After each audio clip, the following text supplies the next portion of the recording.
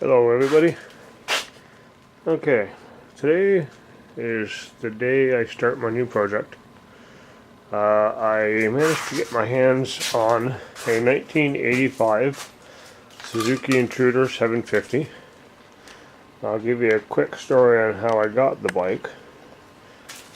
I have an ad on a website for doing odd jobs for people. Part of those odd jobs being motorcycle or automotive repairs.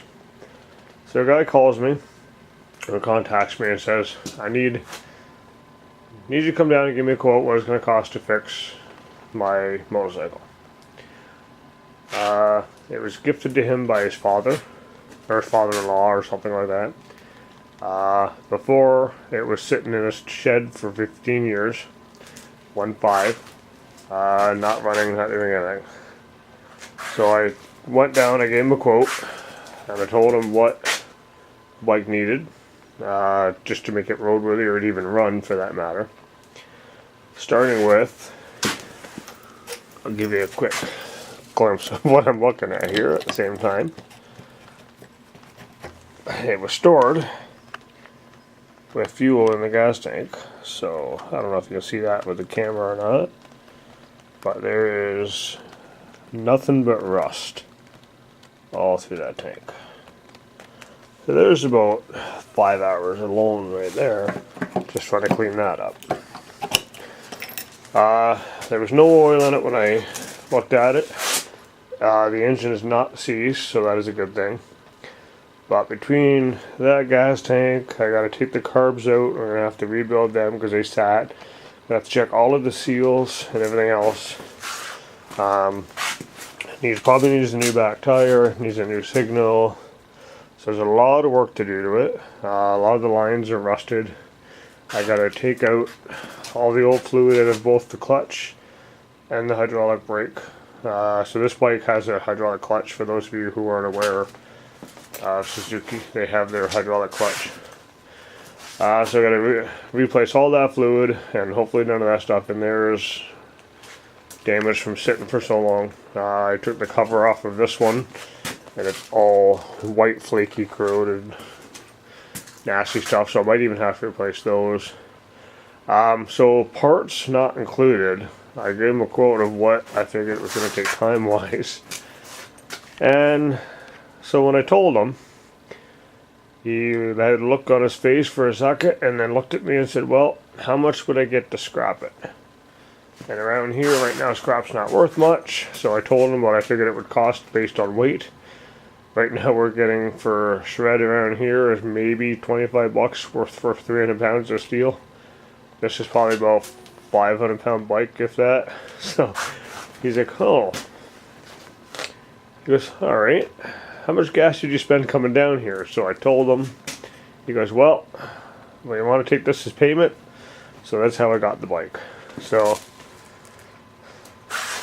I figured, you know what, for me it's mostly going to be time spent, not so much money. If any parts that I will need, I may need a kickstand switch, rebuild kit for the carb, fluid, which I already have for all the brake lines and the hydraulic lines and stuff, and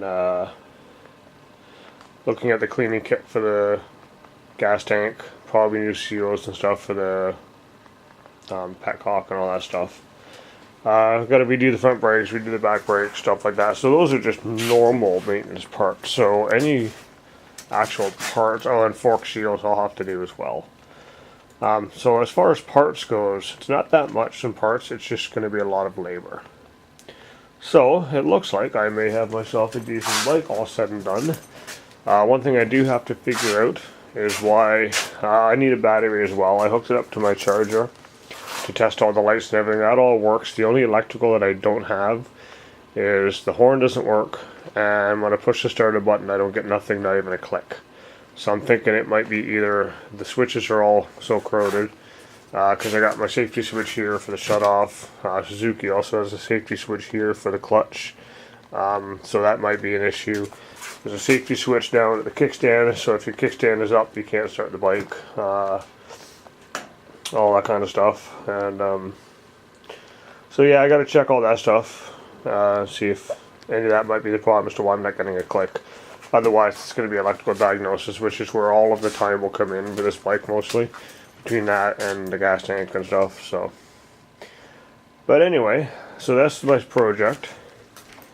And what I'm going to do is I'm going to do this as a how-to series as well, not just an overall series. I'm going to break up each video and have just an ongoing me doing the project thing, and in each step I take to get to what I gotta do, I will do that as in a separate how-to series. So it'll be a how to remove the tank, how to clean the tank, how to remove the carbs, and so on, as well as just general updates as I go on the project itself. So that'll be 2 different videos, I think.